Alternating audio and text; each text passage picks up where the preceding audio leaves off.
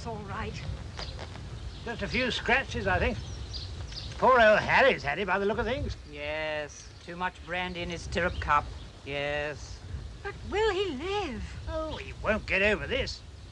Look at his eyes rolling. Poor bloody horse. I blame Harry. No. Harry's eyes. I'm talking about Harry. He's broken his neck. Oh, I say, what a damn shame.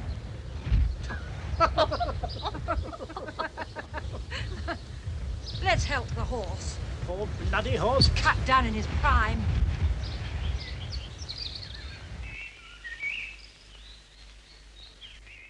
Then the American ambassador went to see the Prime Minister. The Foreign Secretary, Mr. Stewart, joined in the talks. No communique was issued afterwards. We've just received news that Sir Harry Blakerswood, the Conservative MP for West Barset and former Minister of Fine Arts, has been killed in a hunting accident in Lincolnshire. His horse has also had to be shot. Sir Harry, who was 56, had a majority of over 14,000 in the general election last October. His death brings the number of by-elections due or pending to 4. Oh, my God. Now, tonight's sports news. The England under-23 team announced... Anne, did you hear that? Yeah. My God, poor old Blakerswood. Cut down in his prime. They want me to stand again. Don't you realise?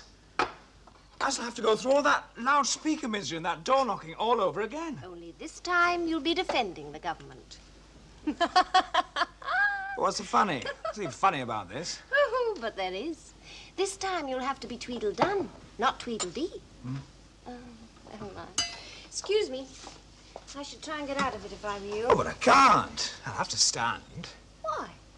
Well, it's only about 6 months since I stood there in the general election. Exactly. The Globe aren't going to like you pushing off against the Soon for 3 weeks. Well, I can't rat on them now. I can't slink away like every other candidate in the history of that gov-sane constituency. You want to stand, don't you? Well, of course I don't. But I'll have to. It's my duty. Oh, come on now, Nigel. You quite enjoy it in a way. There's a little bit of the charlatan in you. Oh, no, not again. What do you mean by that? You. Every time I grin at a fool or shake hands with an oily alderman, you're hovering in the background, being all pure and disapproving. Well, look at the company you keep. Nobody could be more crooked than your agent. Listen, Jack Hay is a cynic out of self-protection. But he gets Labour councillors elected and he begs money to print posters and people to plod the streets canvassing. While you're gabbling about alienation or the workers' control over the fifth cup of coffee. Jack Hay hasn't got an idea in his little fat head. Well, I don't like him particularly, but he knows his job. And he'll take it for granted that I'll stand again. More fool you, then. Oh. It's a totally hopeless seat, Nigel. Well, I wouldn't mind if you stood the faintest glimmer of a chance. Yes, I know. It'll all be very humiliating. Pour me a drink, please. Oh, good idea. Here. You'll need to be fairly tipsy to tout that tatty red rosette all round those muddy villages all over again. Hey, I can just see myself about a month from now jawing away at a bunch of stupid old women in a ramshackle village hall.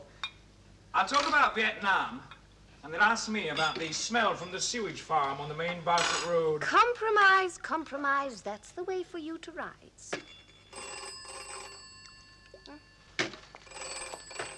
Jack Hay, I'll bet, Hello? asking me to stand again. Right first time. The poor man's Ramsay MacDonald. Yeah. Hello, Jack. Yes. Yes, I have heard the news, Jack. My position? Oh, well, I don't know about that, Jack. Well, it all seems so pointless somehow. All those dreary villages. Oh, yes, Nigel, I thought you might feel a bit peeved. I'm not peeved, Jack. But I think you'd be a fool to turn it down. It could be your big chance. Big chance, do you mean it? Well, of course I mean it. I don't know, Jack. Look, we've been through all this before. Yes, but a by-election's very different, old mate, don't you see? No, I don't. Well, you've got big-name speakers, big issues. Really? Yeah, the press, TV cameras. Oh? Lots of public interest, excited audiences. We could just have the minutes of the last meeting, please. It won't take a jiffy, Mr. Barton. Barton. That's okay. Minutes of the meeting of the Waddingford Labour Women's Group. held on Friday the 5th of March, 1965. Apologies were received from Mrs. Ennis and from Mrs. Hughes on account of her husband's illness. Gallbladder, wasn't it, Mrs. Thompson? Inflamed. Nasty, that. And there were present 9 members, not counting Mrs. Ennis and Mrs. Hughes. A raffle was held, the jam sponge being won by Mrs. Baker. Then Miss Birrell read to us from her bird book. Afterwards, I daren't laugh. It might set him off giggling, which would never do. A parliamentary candidate, like a magistrate sentencing a teenage toddler, must never, ever giggle. I'm his agent, you see. It's my job to know these little things, as well as brush the dandruff from his shoulders. Points arising from these minutes? No? Good-o. Now, ladies, and gentlemen, of course, I have very great pleasure indeed in introducing you to Mr. Nigel Barton, who, as some of you will have already heard, is going to stand again in the by-election here. He is very welcome. Thank you. Mr. Barton has kindly agreed to talk to us about... What is it you're going to talk about, Mr. Barton? The origins of the present crisis. Yes. Well, I'm sure that'll be very nice. And afterwards, we can have our raffle, ladies. The prize this week is a half-pound packet of tea and a jar of Mrs. Thompson's homemade marmalade. You can go on now, love. Oh, yes. Yes, of course. Well, when I said the origins of the present crisis, I expect you thought that that was a pretty formidable task. Crisis? I mean, you might say, what crisis? Things aren't as bad as they're painted, I've heard people say. After all, we've got a Labour government at long, long last. And as we look around us, dazzled by the chromium glitter, there seem very few obvious or alarming signs of a crisis. The society we have come to know does not seem to be under any stress of any kind at all. After all, the good lady sitting over there with the knitting needles is not at all like the formidable and ferocious Madame Defarge of the guillotine, watching and waiting with merciless eyes while society heaves up in a... I'm sorry, I'm sure. Oh, no. No, good Lord, no. I like to see you knitting, really I do. Well, I was just trying to make rather a feeble joke, that's all.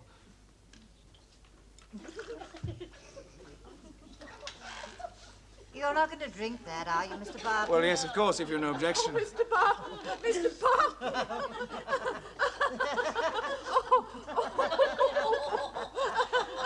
I don't like to tell you. What them there flowers coming? I see, yes. Very good. I thought for a minute there that my flies were undone.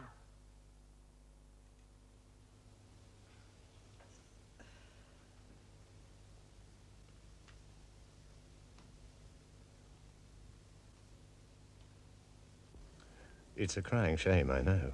But they don't want to know about the balance of payments, and they don't want to know about flies. You might say they're frigid about ideology, too. The only Marx they care about is linked with Spencer, not Engels. Poor old Nigel. Excitement, you said. Passion. Well, if you'd kept on about your flies, that's exactly what you'd have got. It's not funny, Jack. Okay.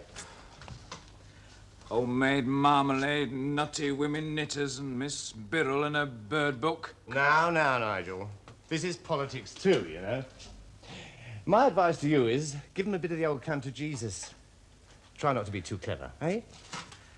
I don't regard clever as a dirty word. Rule 1. It's never clever to appear to be clever. Long words actually hurt people, you know that? Rule 2. Speak slowly and clearly, as though to a bunch of malignant kids. Rule 3. Keep it short, very short. Half-truths take less time than whole ones, old mate. And you've let your locks sprout a bit since October, haven't you? Get 'em cut, there's a good chap. Rolling Stones gather no votes. You know, my wife's right to despise all this, Jack. You make it sound so grubby. I was looking forward to a bit of genuine controversy. Now, there was a speaker for you. But he was never asinine enough to swig the daffodil water. Good bloke, old Nye. In his way. In his way?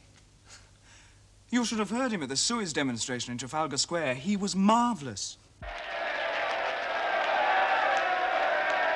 Anthony Eden has been pretending that he is now invading Egypt in order to strengthen the United Nations.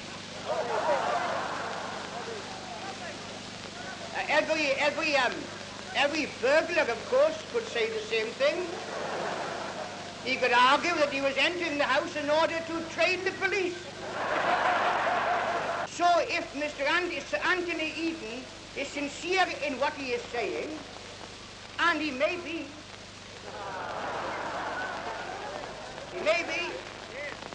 then if he is sincere in what he is saying, then he is too stupid to be a Prime Minister. Lost us a lot of votes there, did that Suez lark. Our local chairman says we should have gone right on through there and not stopped till we come out at the other end with a couple of wogs still stuck on our bayonets. Hates wogs, he does. I shouldn't bring Suez up again if I was you. Drive me to the station, Jack. I've got a stinking headache. Can't believe it was that bad, darling. But it was, I tell you. Terrible, obscene, grotesque. Yeah. Thank you. And very, very boring. And very, very boring. Oh, dear. Just a bunch of stupid old women who prefer to raffle jam sponges and discuss the bank rate. Well, it sounds to me as if you're more concerned with getting their votes than giving them an honest analysis of the situation. That's right. Very smug, aren't you? That's right. I don't know why you wanted to be a Labour candidate in the first place. I thought your socialism meant more to you than that. Oh, jolly ho-hum. That was not meant as a joke, for your information. I know, mate. That's the tragedy. You were more deeply upset by a bad review for a Brecht play than a Labour by-election defeat. And just how are you building the new Britain, messing about like this? Messing about? Oh, yes, messing about. Making dreary party speeches to a half-dozen elderly malcontents in drafty halls covered in chocolate brown paint. And for what? Tell me that. Get off. Well, go on, tell me. I can't, I'm too tired. All right, I'll tell you. Labour colonial secretaries hobnobbing with corrupt old shapes. Labour defence ministers paying for Polaris on the Never Never. Harold being buddy-buddy with Lyndon. That's what for, Nigel. That's your signpost for the 60s. Well, what are you glaring at me like that for? Can't you take it? You'll never understand, will you? What? What?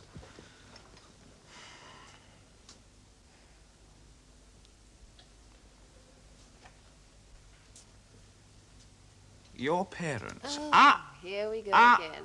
Your parents marked their so-called disillusionment with the 1945 government by switching from the New Statesman to the Economist. It's very moving, that. It's heart-rending. There were good reasons at the time. Oh, sure. Must have been shattering for them. It's like when my dad found out his pit manager was the same bloke under the NCB as he was under private ownership. There you are, then, a betrayal. Exactly. Nearly broke the poor old bloke's heart, he did. Refused to have his bread and dripping sandwiches wrapped in the New Statesman. Walked up and down the pit bottom he did with his butties, debating whether or not the Economist didn't better reflect the current political situation. Don't throw all that up at me just because you had the advantage of being born in a working-class home. The advantage? Huh?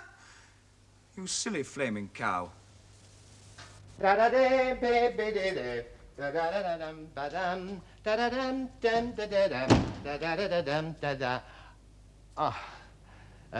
My office. I'm sorry about all this, but we in the Labour Party link drabness with idealism, see? I'm a paid agent of the party, of course, but when I want to find out what's going on, I have to ring up the Conservative Central Office. Oh, it's a very plush place, that. Carpets plucking at your bleeding ankles. You see, they link drabness with idealism, too. Still, it's Nigel you want to hear about. Well, last October, he seemed to me to be a fine candidate. Dishonest in a way that reeked of sincerity. Evasive in a way that seemed embarrassingly frank. Upright when creeping. dignified when it is most stupid. In fact, a potential cabinet minister, if ever I saw one. And a much, much better bloke than we had any right to expect in a safe Tory stronghold like this. Oh, excuse me. Oh, hell. Oh? It's Father O'Malley. Oh, Father O'Malley. Oh, could I speak to Mr. Hayes? Yes, speaking. Oh, would your candidate be able to speak to the CPA perhaps next week? Oh, yes, Father. Mr. Barton will be too pleased to meet a delegation of Catholic parents. Splendid. Now, what about next Friday? Friday, now, let me see. Well, at 11 o'clock, he's got a meeting with the local family planning associate. With the, I'm sorry, Father, but I think probably Monday would be more convenient. 12 o'clock Monday. Fine. Oh, Right. Thank you, Father. Goodbye. Democracy's so complicated. Oh, which reminds me, we ought to send a friendly little note to the anti-fluoride in the drinking water lot, the Lord's Day Observance Society, the Keep Bread Pure group, and the CND. No, never mind the CND. Cranks can look after themselves.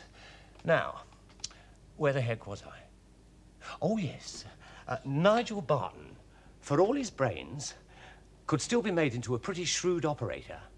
That's my job. I'm quite good at it, too, considering the pay. Listen. I will just ask you, in conclusion, ladies and gentlemen, in conclusion, to remember that since February the 1st, you have not had to pay a penny piece in prescription charges. That's right. Not one single penny piece, ladies and gentlemen. Now, contrast this with the shameful wreck which the Tories tried to make out of what was designed to be a fine and splendid health service. Envy of the world. Consider the facts, ladies and gentlemen. Just the plain, unvarnished facts. Well, some of them, anyway. In June 1952, only 8 months after they returned to misrule this country, the Tories slapped a shilling charge on each prescription. Shameful. How typical. In December 1952, they put a shilling charge on each item on the prescription. A big enough tax on the sick, you might think. Quite big enough. But no, oh dear me, no. They wanted even more. What does hardship matter to them? They don't care. They don't, madam. So in February 1961, this sad and sorry bunch of superannuated old Etonians put a 2 shilling charge on each item. Disgraceful. It is disgraceful, madam. That's an extra £12.5 million Shameful. squeezed out of the pockets of the sick. Shame. Bleeding heart rending, isn't it? Money viciously squeezed out of those people least able to afford it. For many of these people were old age pensioners. Horrifying. Remember, too, madam, that at the same time, my friends, the charges for hospital amenity beds, welfare foods, false teeth, and spectacles were bumped up outrageously. So they were. And who, I ask you, who is most likely to need false teeth and spectacles? You. Why? The old age pensioner. Hit again and hit hard. Do not let us forget this previous callousness when polling day comes. Excuse me, but wasn't it the Labour government which first introduced charges for false teeth and glasses? Well, I suppose you'll be talking about the groundnut scheme next. Answer the question. Wasn't it the Labour government that first introduced charges on the national health? You misunderstand the situation, my dear sir. These charges, these very, very small charges, were brought in as a temporary measure. Temporary, madam. I do wish to emphasize that, ladies and gentlemen, a purely temporary measure. It was during the crisis forced upon us by the Korean War. It was an act of patriotism, sir, not vindictive and parsimonious cheesepeg. Then why did Harold Wilson resign at the time? Isn't he patriotic? Smear. Exactly, a smear. I wonder why it is when some of our opponents start to lose an argument, they always revert to the most vile form of personal abuse. I talk about patriotism and some of you start to sling mud. Now, the next question, please, from someone less bigoted, if you don't mind. You see what I mean? A splendid candidate. The kind of bloke I'd never buy a second-hand car from. I thought that answer was a bit slippery, Jack. Well, so is the question, my love. Nigel's beginning to talk like a shot. Yeah, about bloody time, too. Cynic. Look, ideas, or whatever you call them, don't count for tuppence round here. These people want a rousing piece of good old-fashioned tub-thumping, not a lecture on the bank rate. You'll be asking for drum majorettes next. But why not? Anything to liven things up a bit. You make Machiavelli sound like Godfrey Will. Well, God knows elections are dull enough anyway. If you start dragging honesty in as well, then everybody will stay at home and watch the wrestling. It's about time you did start dragging in Big business is pumping out its loot into the already bloated Tory exchequer to make sure that its fat profits and its price-fixing, market-carving inefficiency is well protected by the landlord's pet party. Pet party, madam. Ladies and gentlemen, 8 out of 10 Conservative members of Parliament are directly and profitably linked with big business and high finance through their company directorships. Small wonder that the under-the-counter subsidies flow in. Small wonder. But all the cash, all the distortions, all the happy slogans chirruping through the air cannot hide the crucial nature of the vital choice that has to be made. Black or white, darling? Yeah. Yeah. Love, I don't care. Touchy. Well, let it black then. Here. I should take a sleeping pill with this if I were you. You were tossing about in your sleep last night like somebody with a fever. I'm sorry. I know I had a nightmare of sorts. Oh, this is a hell of a period, Anna. You were talking in your sleep, too. Was I? What did I say? End the speculation in land prices. Well, there you are, you see. You see what I mean?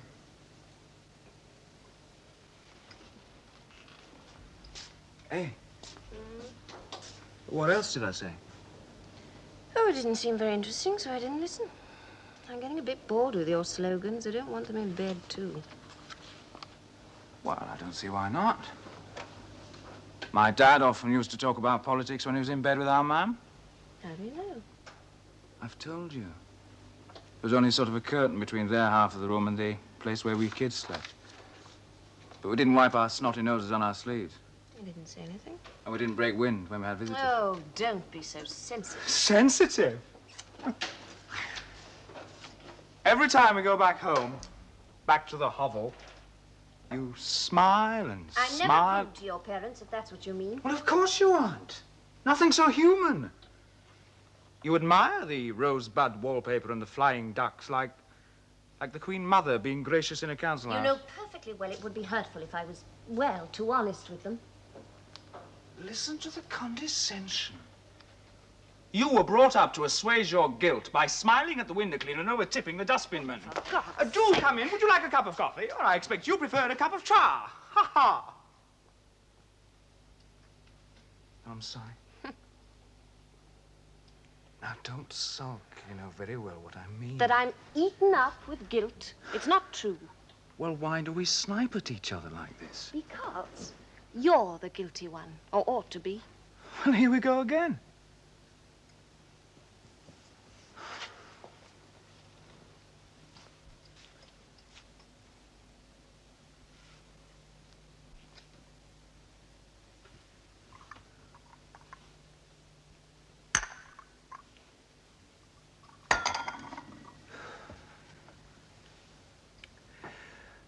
Unlike you, I was head over heels in love with the idea of Oxford before I ever got there. I couldn't wait to get my hands round the slim, cool stem of that first glass of sherry. Sweet or dry, they say. As if I knew the difference. But you do now. There was a time when everything at home disgusted me. Magazines being called books. Books being called rubbish. And every discussion degenerating into a personal argument. I can't tell you. No, but you have many times.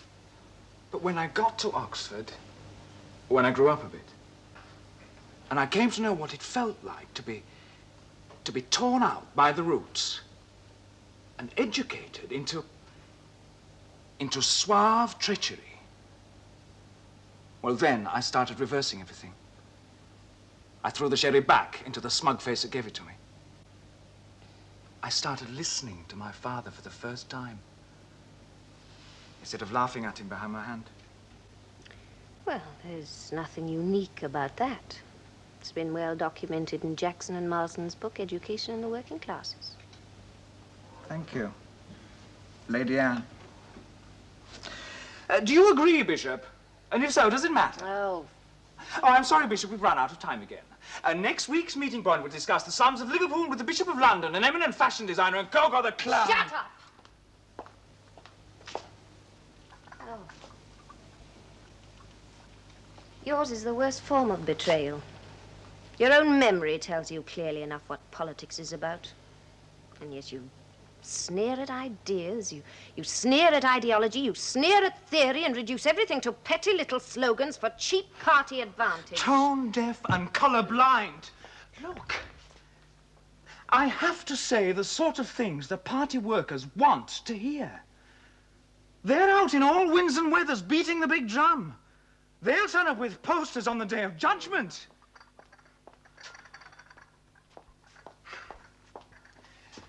I can't be a virgin pure intellectual to them. I can't tell them I don't even know the words of the red flag. You've got nothing to lose in a seat like West Barset.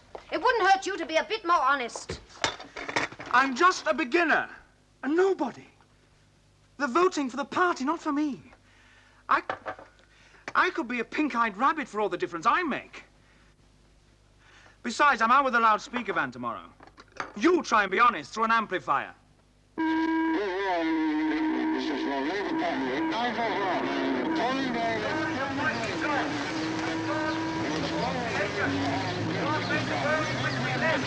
God made you and I. Each and every one of us God has made. Remember, on polling day, let's go with Labour.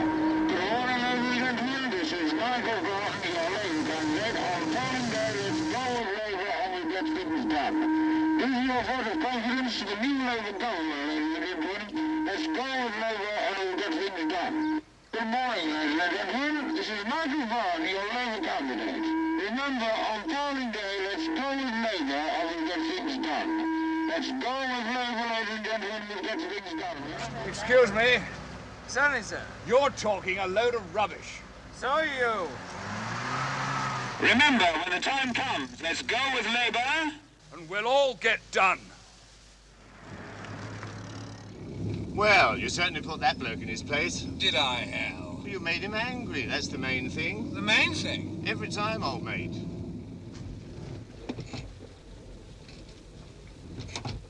Now, the only object of this exercise is to let people know we're alive and kicking. It's always the Tories who play everything as quiet as the grave. Mum's the word with that lot. Mum presumably possessing a large flowery hat and a passion for capital punishment. Pardon? Never mind. OK, Jack, is this the road we've got to canvass? It is. I'd rather we didn't. Oh, come on, meet the people. Oh, grab hold of those canvas cards in the back, will you?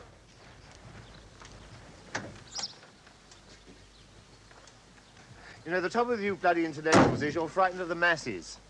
Now, all we want to know is whether they're for, against, or doubtful. Grim for for, beam handsomely and persuasively for doubtful, and ignore the other sods.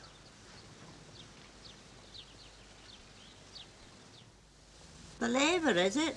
The Labour Party, madam. I'd just like to know whether I can count on your support in the coming by-election. I'm sure you realise its importance. Well, I've lived here 50 years, woman and girl. Really? I've had 2 husbands, buried both the bastards, and all that time I've never voted. No, this time I shan't neither. Oh, well, pardon me, madam, but don't you think you ought? Ought? Ought? Did you say ought? Well, what my colleague meant was... Everybody ought to vote. Oh, there's too much ought, Sonny. Ought to have a telly licence. Ought to have a dog licence. Ought to have your age cut. Ought to pay the race dog time. Ought to wash your hands after you go to the lab. Ought to pay threepence for it, too. Ought to go to church. Ought to stand for the national anthem. Ought to help the hungry. Ought to avoid the rush hour. Ought not to drive and drink. Ought to post early for Christmas. Ought to be thankful. And all those oughts are about money, Sonny. And nobody says they ought to give me that. Ah, well, yes, we do, up to a point. Oh, up to your point, yes, not mine, Sonny. Well, then, can you tell me, simply for our records, you understand, are you more inclined to support us, or... I'm not in sympathy with any of you. It's all promises now, innit, eh? Butter wouldn't melt in your open mouths, would it? I don't think you quite... Then up go prices, up goes the rents, up goes the taxes, up goes electricity, gas, coal, price of fags, and God knows what else. Right up. I know, Sonny. You can't kid me. We're not interested in kidding you, as we should And put I it. can't stop here gassing no more. I got a dinner going. And I ought to get that ready, oughtn't I, eh? Mark her as doubtful, will you?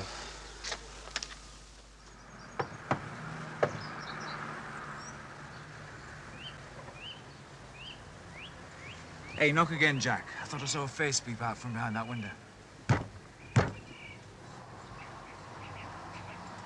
They're hiding, you know. The bastards are hiding. Jack, shh!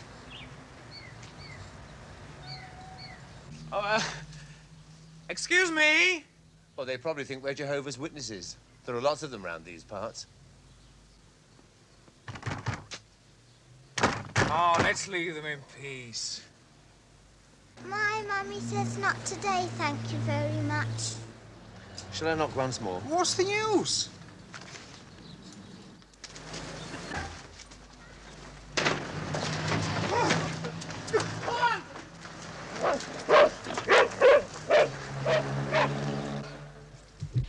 Do the Tories think we're going to perpetuate their 13 long, miserable years of misrule? I ask you to remember my previous remarks about their ridiculous mismanagement of their so-called Ministry of Agriculture. Now, this should be a subject close to all of you listening to me here today. It concerns you. It will concern you on polling day. So remember, when the time comes, let's go with Labour and we'll get things done. Polling day is next week. Remember, vote Labour and we'll get things done. Thank you. Good morning. Mrs. Phillips, isn't it? We're from the Labour Party. Oh, yes. We'd just like to know, Mrs. Phillips, whether you intend to support us in the very important by-election next week. Oh, yes. I mean, do you think it likely that you and your husband will be voting Labour this time? Oh, I see. Well? I thought we'd had the election. Oh, that's right, Mrs. Phillips, but this is a by-election. The member who got in last October was killed in a hunting accident. Oh, dear. I hope the fox got away, though. Our records show that both you and your husband both voted Labour in October. I hope nothing's happened to make you change your mind. I mean, will you be supporting us again this time?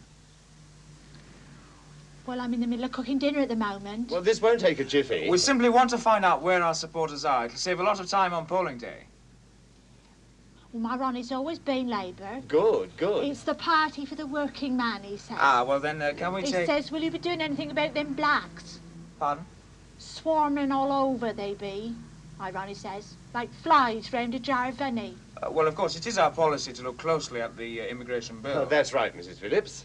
But you must understand we don't intend to exclude people merely on the grounds of their colour alone. There's no place for the second-class citizen in Britain. That's what my Ronnie says. They should stay in their own places, shouldn't they?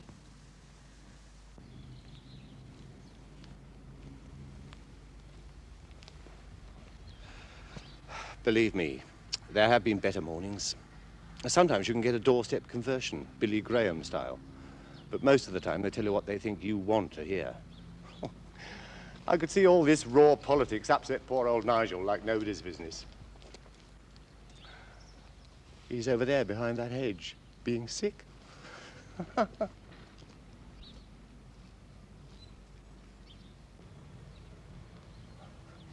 He had this old-fashioned idea that, well, I don't like to say it really, that, well, conviction and passion, I do beg your pardon, folks, really I do, should come into it somewhere.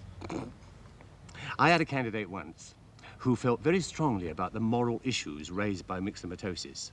Look, mate, I said, rabbits, so far as I'm aware, have never yet had the vote. Mind you, I'm an animal lover too. I've always advocated that the party that proposed family allowances for dogs would sweep the country. And it'll come. It'll come. Ah, Nigel. Feeling better now? Yes, I'll do. Yeah, canvassing can make you throw up if you're the sensitive type. Oh, no, no. No, it wasn't that. It was those cheese and tomato sandwiches. Really? Well, come on, let's have a snifter before lunch. Ah, it'll all be over in 10 days.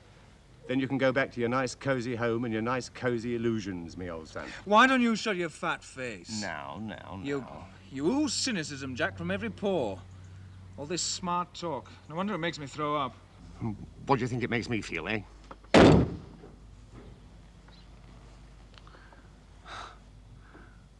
sorry, old mate. The mask slipped. Why keep it there in the first place? Look, if I stick my tongue out of the system, I'd soon get it cut off. So I keep it in my cheek instead. And you enjoy it, Jack. Let's get one crooked thing straight, Nigel, shall we? I work the system as it is, not as you think it ought to be.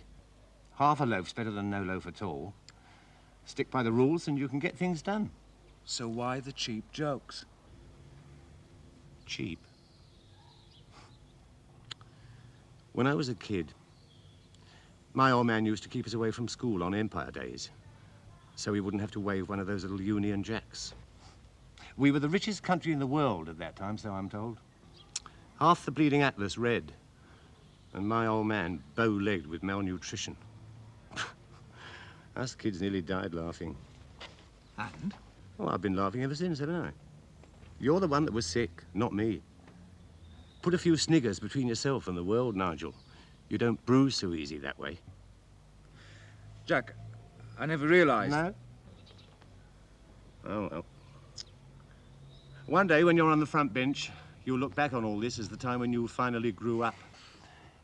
Even angry young men eventually kiss the Queen's white-gloved hand, you know. God help me. I suppose even that's possible. Oswald Mosley was once a promising young Labour politician, too. Are you going to talk about unemployment today? Why, of course. It is the one problem that really matters today. We live in a period in which politicians are not very popular. And believe me, you have my sympathy. We live in a period when Britain can only survive by vigor and by action. I am not one of those who believes this country is down and out. I am also not one of those who believes that we can just muddle through. We have resources of intellect, of energy, of craftsmanship, of skill, second to none in the world.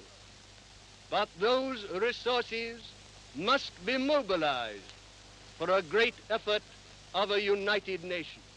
The Labour government, cruelly harassed by the mess left behind by the scuttling aristocrats, has had to mobilize all our resources for a great effort of a united nation. That is the message we've got to get across. Now, I'm very grateful to you as the General Management Committee of this constituency party for turning out on such a wet and windy night. Hear, hear. But our task is clear. It is to remove all fears of a narrow, restrictive, dogmatic socialism and replace it with a party solidly committed to an incomes policy, technological advance, educational reforms, and economic efficiency. That is the message we've got to get across. And we must all pull together to carry it to the voters of this hitherto solidly conservative constituency. Thank you. Young man, I've been been listening to your remarks with the greatest interest and sympathy. But I'm grieved to have to say that that is not the sort of red-blooded socialism I was brought up on. Here, here. Blow the bloody bugle, bang the bloody drum, blast the bloody bourgeoisie to bloody kingdom come. That's what my father used to chant. God rest his soul. And there are a good many more verses attached to it, too. That's all very well, Mrs. Morris. We all like to hear these grand old echoes from the noble history of our movement. But what on earth would the floating voter, with his house, his car, and his 2.8 children, say to such a battle cry? I think you pay far too much attention to the so-called floating voter. Here, here. Let the floating voter sink. Don't throw him a lifeline. There are too many traitors to the working classes. No. Jack Hay isn't a traitor. Far from it. Oh, thank you very much, madam. I think you must be full of pain, Mr. Hay. Oh, it's my stomachache. I think you must have been a very great idealist. No one could dare to be as cynical as you pretend to be without having known what it is to believe and to hope. I saw you with tears in your eyes at the time of Suez. Oh, I'd been peeling onions. Very well, hide your feelings if you must. But don't make Mr. Barton like yourself. He's only just beginning. Oh, I know you may be trying to save him from despair and disappointment, but these things are part of our struggles. We've always been let down by our own kind, and you can't bear it, can you, Jack? As for you, Mr. Barton, if the young haven't the guts to be audacious and full of fire instead of clever and full of statistics, there's not much hope for any of us. Socialism isn't something to apologize for. Nor is it something to be wrapped up in Sunday Times editorials. Mrs. Morris, I don't think you altogether understand. I admire your spirit. Words like yours will always stir the heart. But I wonder if the time hasn't come. When I said the Tories were worse than vermin, he was only speaking the truth, Mr. Barton. Here, here, stand by the workers. Well, certainly, sir. But will they stand by me? Yes, if you give them a lead. But if we don't appeal to the don't-knows and the middle-of-the-roaders, we'll be doomed again to perpetual opposition and eternal impotence. Well, there's no glory in that. I'd rather be in opposition forever, so long as we keep the purity of our ideals. The people's flag is deepest red, it shrouded oft our martyred dead. And ere their limbs grew stiff and cold, their hearts black dyed its every fold. Then raise the scarlet standard high, within its shade we'll live or die. Though cowards flinch, the more hopeless the chances of victory in any seat, the more pure the party member. Burke's Law. I really don't see much point in carrying on with this charade. Jack? Oh, don't start all that again. You're doing a good job, mate. Don't you worry. I feel like a real zombie at that meeting. Oh, you've just got a touch of the nerves, Nigel. I shouldn't be surprised if the Tory doesn't increase his majority. Rubbish. I reckon that with any luck, a bit of the old sunshine and Quentin Hogg on the telly on the eve of poll, and we'll chop the Tory majority in half. I don't know. I don't seem to be able to get through as a decent human being at all. Well, you don't want to do that, mate. You'll probably be had up for a breach of parliamentary privilege or something. You do cheer me up, Jack. Well, here's something else to make you happy. What? The personal touch. Here's a list of some people recently bereaved in the constituency. Might be a good idea to drop them a line. A few kind words. Nothing I can say can possibly alleviate the distress. You know the kind of stuff. You don't really want me to do that, do you? Well, if you would, Albin, if you would. It's the personal touch that counts. Grief therapy. It's standard practice for keen candidates. Oh, my God. I've marked the names of the dear departed and the complaints that finished them off, plus the names and addresses of the next of kin. It should be right up your street. You're very keen on this personal interest lark, aren't you? And there, I admit, I made a great mistake. A deadly error. This harmless little request seemed to be the last straw as far as Nigel was concerned. It seemed to sting him in the forehead, if you follow me. I bet he brooded about it all night long. You wouldn't think that one cancer of the lung, 2 heart failures, a ruptured spleen, a perforated ulcer, an infected gallbladder, and a case of convulsions could cause quite so much damage, would you? Damn and blast this disgusting nonsense. Those letters. I'm not going to do them. Well, I should think not. You should have refused point blank in the first place. I know. I know. Prissy little cow. Aren't you? I'm going to hang one of your posters in the lavatory. You do then.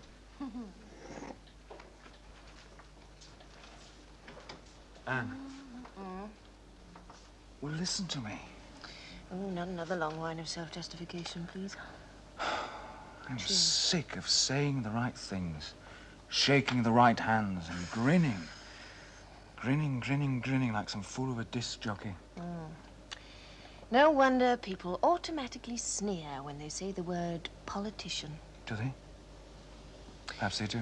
Look, have you ever once seen a party political broadcast on TV that wasn't almost totally dishonest? Have you ever once seen two politicians arguing with any degree of honesty once they knew they had an audience? Have you ever once... Now, just a minute. Yes, well, once. Just once. I'd like to see a candidate who didn't turn into a dishonest slob the moment he set foot on a platform. Then don't look at me, sweetie. Don't look at me. I wish I didn't have to.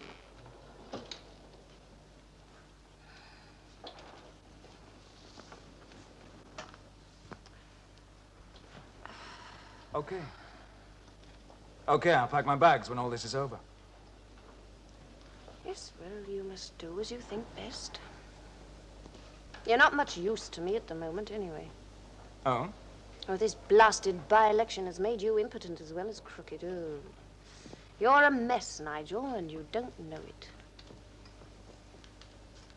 Oh, darling, I'm sorry. I still want to do things, Anne. Not theorize or pontificate about them. I don't want to end up like you or your father. You must do as you please. Your brave new society will never come because you're incapable of working for it, lying for it, cheating for it, humiliating yourself for it. Your condescending Hampstead socialism collapses at the first belch of wind from a navvy's guts. Oh, dear. You can't stand the stink of life, I'm sweetheart. going to bed. Oh, by the way, don't forget your rosette in the morning. Yeah. Makes me feel like a prize bull at an agricultural show. Yes, you've got a point there. Still, it goes well with a prissy cow, doesn't it? Then. Just a minute. What you groping for? Just for a moment. You're tickling. Oh, look. Ew, what hot, passionate breath. Right down mine. Just as well we've been married for 5 years, dear.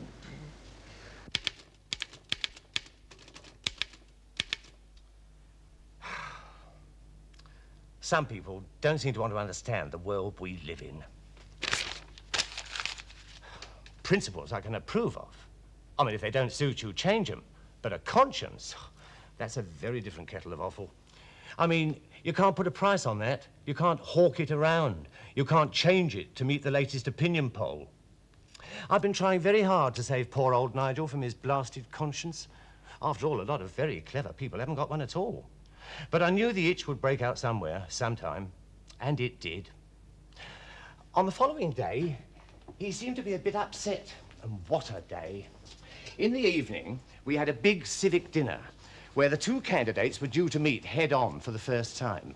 The Tory, Captain Hugh Archibald Lake, OBE, RN retired, was the guest of honour, and Nigel had to make a speech too. But before that, in the morning, we had to tour a local old folks' home.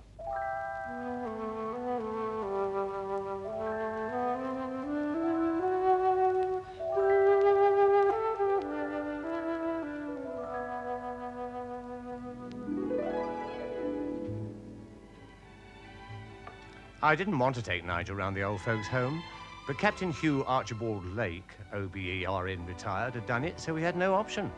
We had to give the glad hand to these poor old blighters staring at the radiators.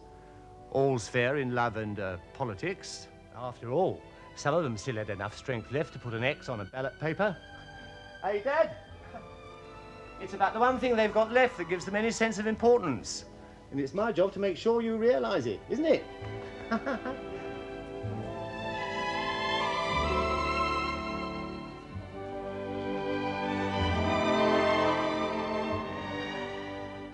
Bye, sir.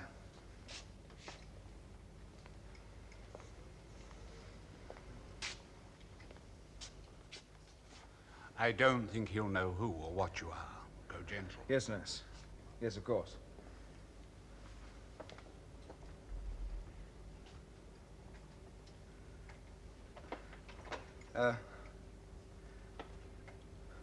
Well, go on. Say something.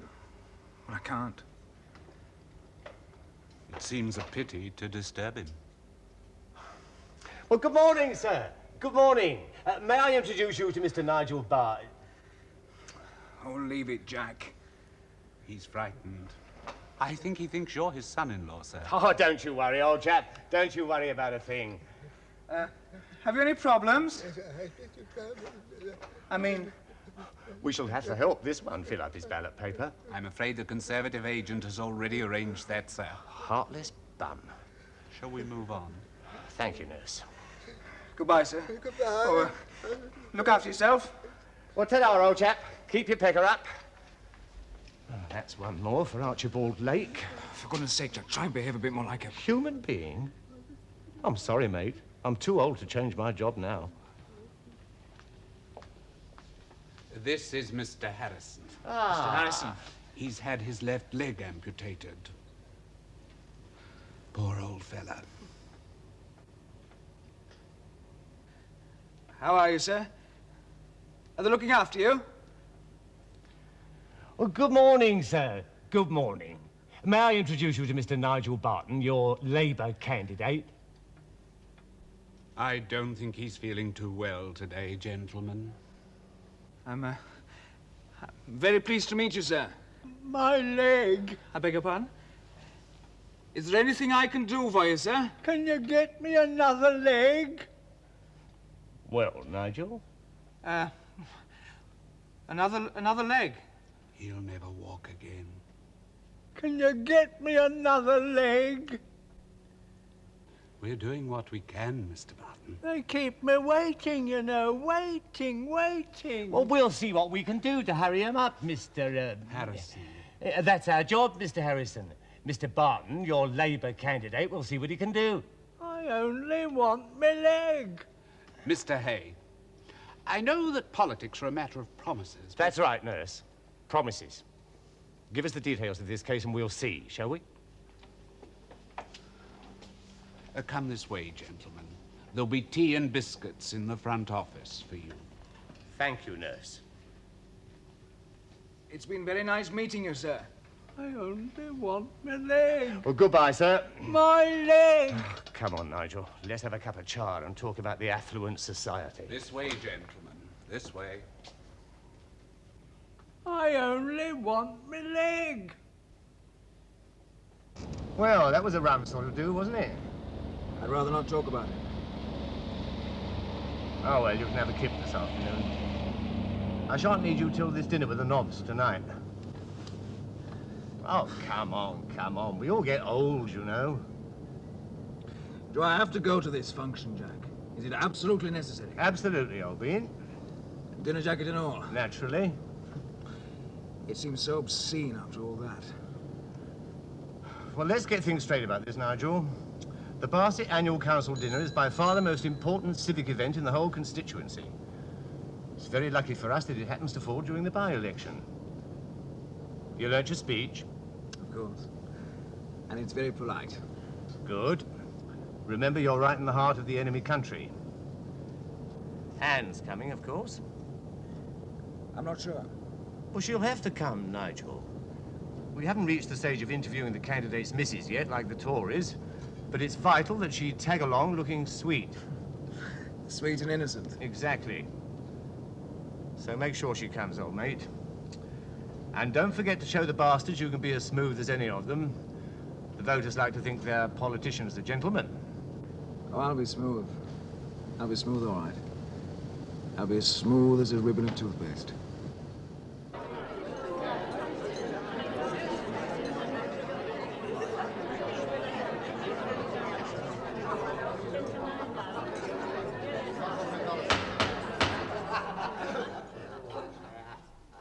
worship the Mayor, my lord, ladies and gentlemen, pray silence for your guest of honour, Captain Hugh Archibald Lake, companion of the Distinguished Service Order, officer of the Most Excellent Order of the British Empire, Conservative and Unionist candidate for the parliamentary constituency of West Barsetshire.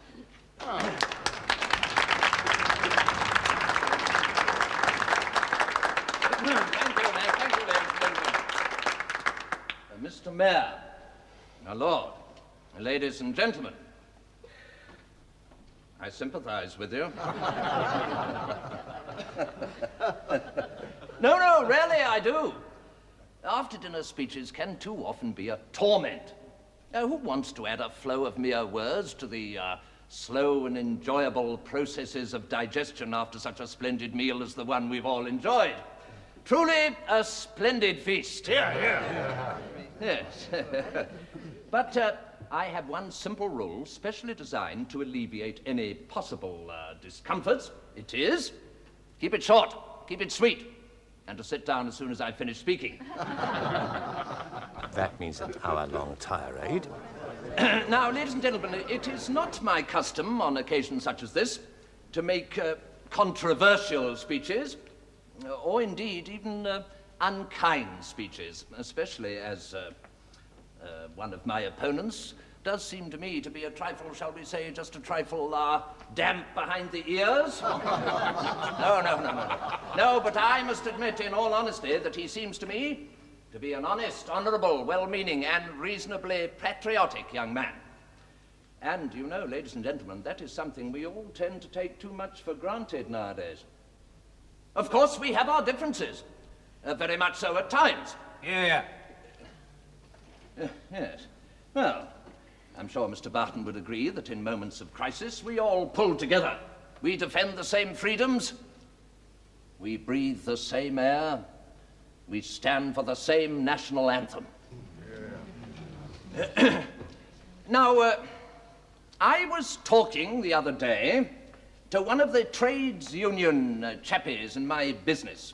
He's a shop steward or something. A dratted nuisance he is at times, too.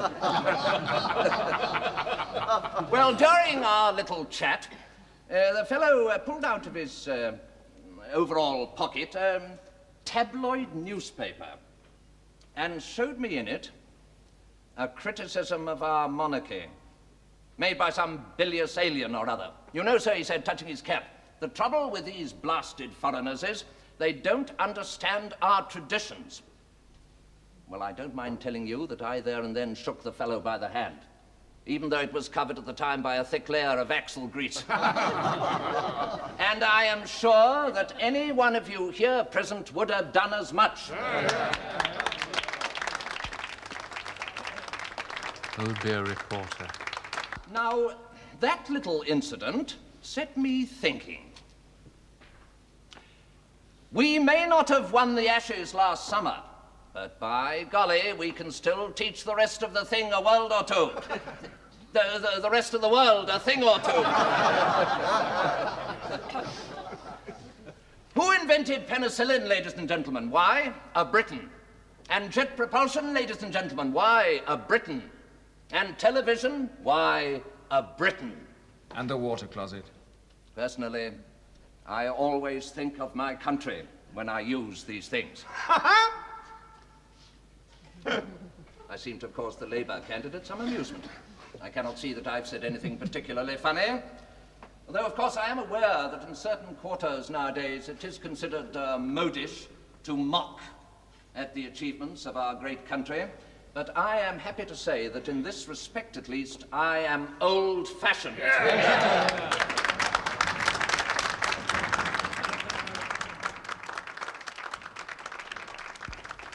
I'll be smooth, he said. Smooth. We have a great deal to be proud of in this country. Do you realize, ladies and gentlemen, that there is nothing to stop any one of your children or your grandchildren from going right to the top, I say. Now, my own son went to Eton, but I don't mind admitting to you here and now that he got one less A-level than my gardener's eldest boy at his local grammar school. So you see, it is absolute nonsense to talk of class warfare anymore. Piffle. Happily, we've moved on from such tedious and outdated dogma.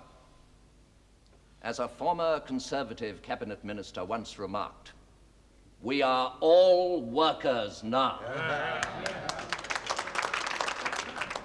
I only want me then. Of course, the angry young men, the assorted pornographers, the seditious television playwrights, may jibe and jeer, but I tell you now, with all the emphasis at my command, that during the last 13 years, we have never enjoyed such a high standard of living, such an unexampled degree of peace, or such a time of opportunity and expansion. But sad to say, this fine record is now being put in pawn by our opponents. Now, our own small but thriving community of Barset knows full well what it owes to previous Tory administrations. And as I look round this fine old town, with its fine old buildings and brave new office blocks and impressive traffic jams, I am proud and happy tonight, in the certain knowledge of the confidence that you will all soon place in me, to propose a toast to the Mayor and Mayoress and the councillors of Barset. Long may they prosper. The toast is the Mayor and Mayoress and members of the Council of Barset.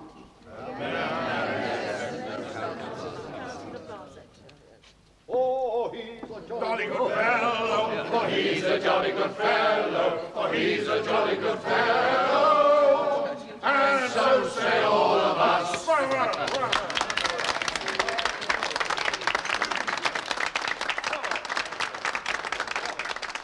Now you can see what we're up against. The solid backbone of England, no less. A backbone that grows right up into the skull.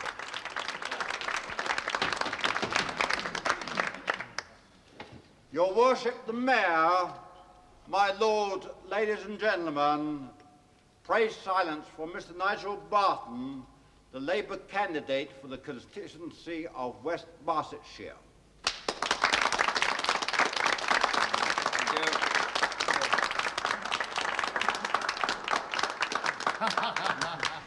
I too can promise not to keep you too long. No, don't bother. If the same people who clapped the last speaker so enthusiastically also clapped then please don't bother. I can do without it. Do not misunderstand me, ladies and gentlemen. Rudeness for its own sake is a distressing thing. Hear, hear. I have no desire to be churlish. It's simply that suddenly I've had enough. More than enough. I too would like to swap bromides with you. I too would like to think of my country's greatness every time I flush the lavatory. Be polite, I said. Polite. But no, I'm sorry, I can't join you in this euphoric make-believe. Not anymore. Hallelujah. We are not characters out of Alice in Wonderland, are we? You are. What's the matter with the fellow drunk? Yet we have just had put before us by a man brave enough to shake another's dirty hand the marvelous picture of a hitherto prosperous, classless, opportunity-free Britain basking in a rare contentment. Now, we've all just had a good dinner. A privilege, of course, not enjoyed by the vast majority of the world's people. Fat black flies suck away undisturbed at the vacant eyes of newly born babies, and the dogs wait to eat the watery excrement left by starving beggars on the stinking pavements. But we've eaten well tonight, and no doubt we're all feeling pretty good inside. But that's no reason why we should pretend to believe in rubbish. Marvelous, great. Surely the first fact we must face is that all three parties are are stuffed with aged tub-thumpers and superannuated old windbags. To most intelligent people, party politics is synonymous with claptrap. To be a candidate is to submit to a personally humiliating experience in which the set smile freezes on your face like the grin on a corpse. Dead ideas, dead thoughts, dead slogans, all of them sicked up on your own doorstep. No wonder people are disgusted by this gruesome charade. This withered apology for conviction, compassion, and passion, which ought to be driving through all the apathy, bewilderment, and cynicism which even the antediluvian guest of honor here tonight realizes is there. Sit down, sit down, Just in one moment, sir, as soon as I've filled your 3 bags full, sir. God, please make him choke. Let us just examine this myth of affluence, this cheap-jack assumption about the opportunity state. My father, for instance. Have you got one?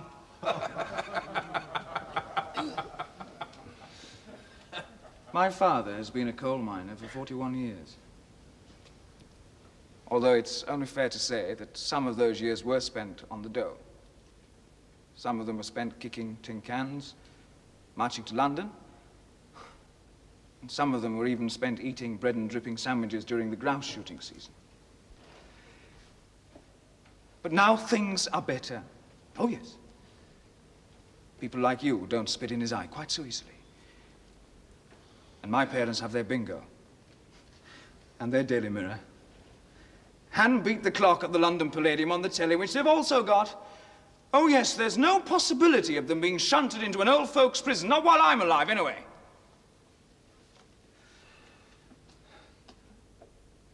But my father could draw an apple on the white margin of a newspaper.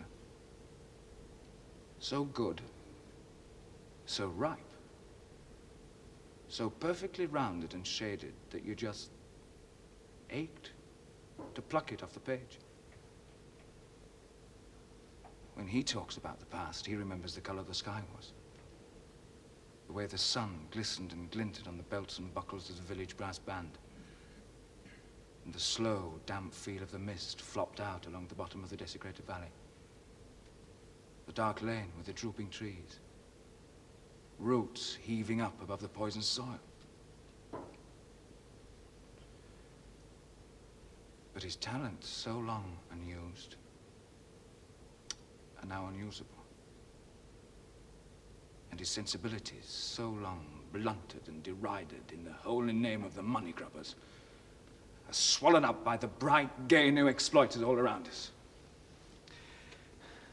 And if he coughs now and again, if he spits against the hot bars of the grate and makes some sizzle now and again, if he's got the rattle of coal dust in his chest, well, it doesn't really matter very much, does it, folks? He can get into the local cinema, half price, Monday and Wednesday afternoon. And it doesn't matter very much if 1.5 million old-age pensioners have to apply for the national assistance in order to live a reasonably decent life. And that's why I object to the cretinous lies which are being spouted out here tonight. We in Britain have got cricks in our necks from looking backward over our shoulders at the alleged glories of the past. For God's sake, let's try and be honest. Just for once. Or do we have to sell our party politics like the 14th brand of dog food now in the market? Can't even Captain Archibald Lake, bless his patriotic old heart, see the shameful hollowness of his own miserable, half-baked, scarcely literate platitudes? Now listen. Please listen.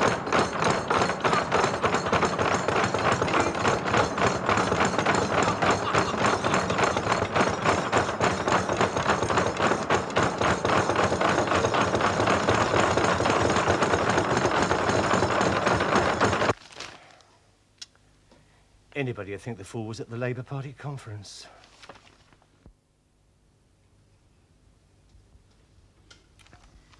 But why on earth did you have to do this? My God, that's rich coming from you. For the past 2 weeks, you've been yapping about being myself, being honest, showing contempt for the whole bag of tricks. Okay, but you knew very well what I meant. And you didn't know what I meant, did you? No, I didn't, because I thought you were just a party hack. Thank you very much. But I was wrong. Last night, you were marvelous. I couldn't believe it was you.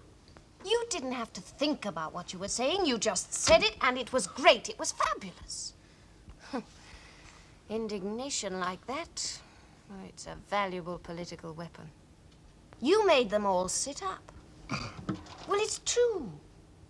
I've lived with you for 5 years, and I just didn't know what you were capable of. You haven't been listening then, have you? Nigel, I've never been moved by any of your speeches, any of your political chat, until now. You've obviously got something in you, something pretty formidable. Thank you. Thank you very much. Well, I'm just sorry I haven't helped you use it before. Now, you've got to work at it, Nigel. You know how the Labour Party loves a rebel. Well, it's up to you to get in there and get things done. You're not meant for the sidelines. Your place is in the middle of the field. Even if it is muddy out there, that's your place. But to go like that at a civic dinner, oh, it might even mean you lose your deposit. You've got to get elected somewhere first. I'm not standing again. And if you're to get anywhere near the centres of power, well, you'll have to smile, compromise, concern yourself with your public image. Measure your words as carefully as possible. And turn yourself into a dutiful party hack.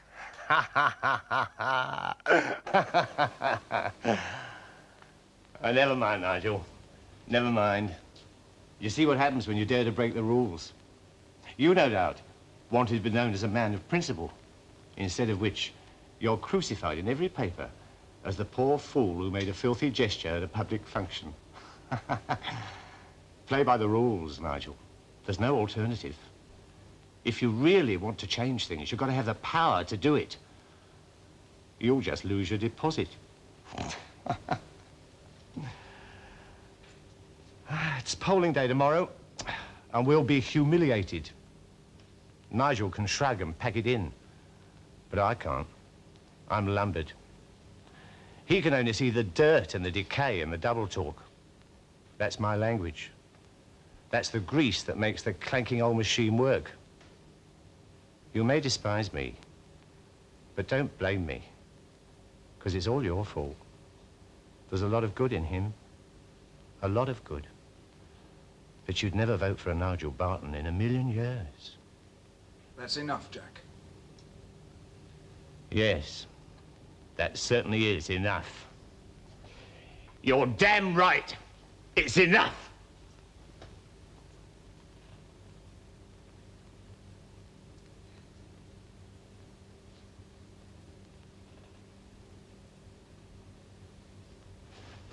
Ladies and gentlemen, polling day tomorrow. Tomorrow you have a chance to use your vote. It is perhaps the greatest privilege you possess. I ask you to use it. Privilege?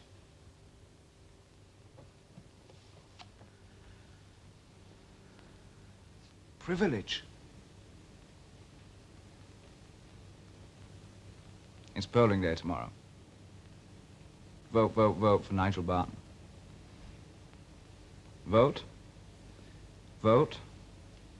Vote for...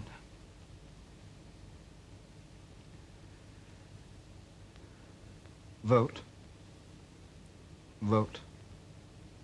Vote. For Nigel Barton.